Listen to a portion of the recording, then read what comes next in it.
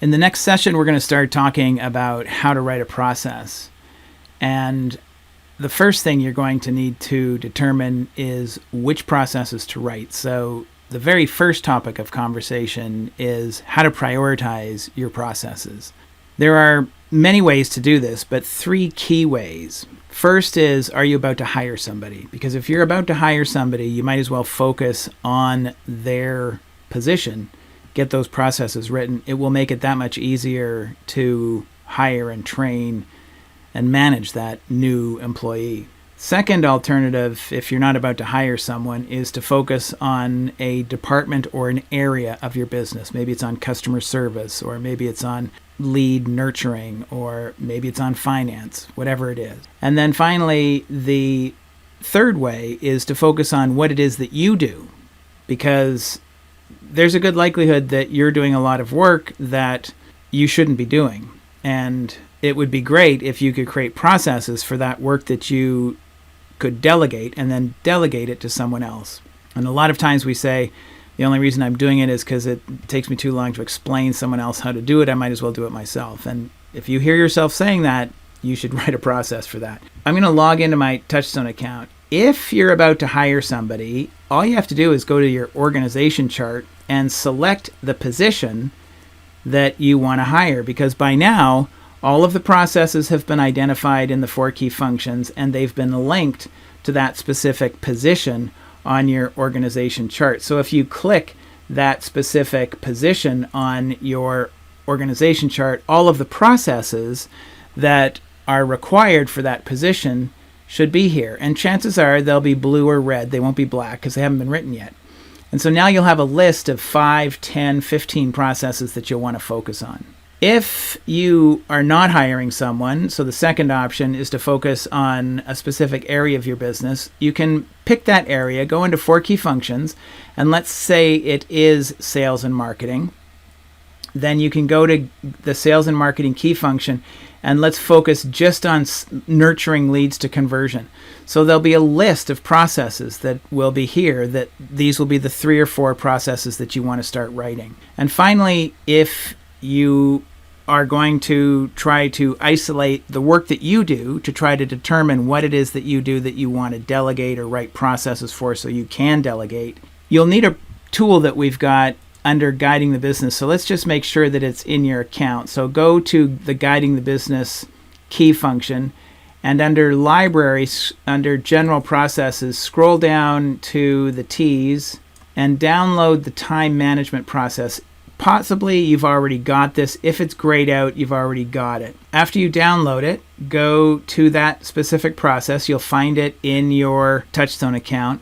And what you should download is one of the uploaded files called, actually 2 uploaded files, TimeLog and TimeLog Summary. These are 2 different Excel spreadsheets. The time log looks something like this, and you can print this out and carry it with you if you're not at your computer all day, or you can leave it on your desktop and pay attention to it during the day. What you'll do is you're going to focus on column A and column C. These are the 2 most important columns to focus on. So let's say, for example, today at it's 6 o'clock, the activity is created a video for the SystemsScaping course or something like that. And then the next time something changes in your day, like at maybe at 6:45 p.m. or a.m., let's say a.m., started into my email. And then at 7:30 client meeting with, well, you could just say client meeting or something like this. And then maybe it's 9 p.m.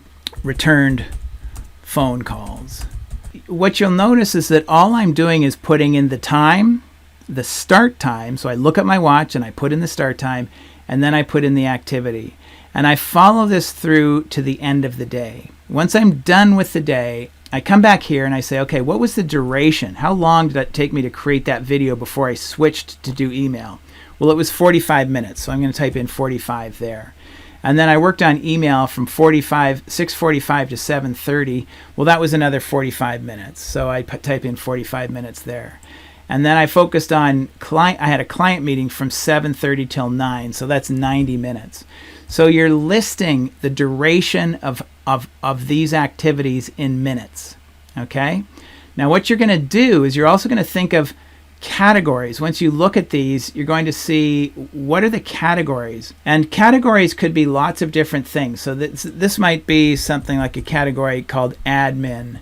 And this would be admin. And this would be maybe client work. And this would be sales. Something like that. You don't want to have too many categories. The fewer categories, the better. But try to organize all of your activity in categories. And you'll do this, one of these pages for every day, and you want to do it for 2 weeks. And when you're done that, actually at the end of 1 week, you can take your the time log summary, which is the other document that I asked you to download, and you'll put your categories in here. So you'll type in here admin, client work, sales, what was my other one? Sales, admin, client. So I've only got 3 categories here. But so if you only have 3 categories, you have 3 categories. And in day 1, you add up how much admin work did I do. And I did 45 minutes there. And let's say this was half an hour there. So I had 45, I had 75 minutes there. Okay, so in here I type in 75, and then I go to sales. Sales was 45 minutes, so sales was 45 minutes, and client work was 90 minutes. So client work was 90 minutes. What you'll see is this is going to total up how many minutes happened in the day, how many minutes of my work happened in a day. And this is going to tell me what percentage of my activity was devoted to admin, client work, and sales. This is a very, very powerful tool for figuring out what you do during the day. So that's the beginning of how to do this. You may need some help trying to figure out your categories, but let's talk about that in the session. I just thought I'd give you this as a heads up for getting ready for the next class, and I will talk with you then.